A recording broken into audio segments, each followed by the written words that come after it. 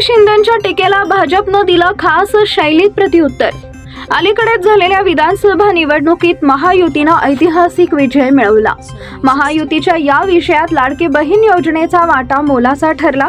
सध्या सोलापूरसह अन्य भागात या योजनेला मोठा प्रतिसाद मिळत आहे।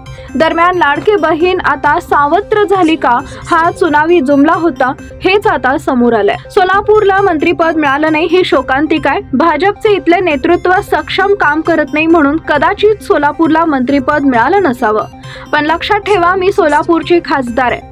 नोटबंदी सारखे निर्णय हे असंविधानिक होते। भाजपच्या काळात अघोषित आणीबाणी आहे, अशी टीका खासदार प्रणिती शिंदे यांनी काल भाजपवर केली होती।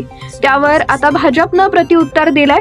लाडकी बहीण सावत्र नाही तर जीवाची झाली असून डिसेंबर अखेर नावे पैसे पडणार आहेत। खासदार प्रणिती शिंदे यांचा केवळ प्रसिद्धी झोतात राहण्यासाठी राजकीय खटाटोप चालू असतो।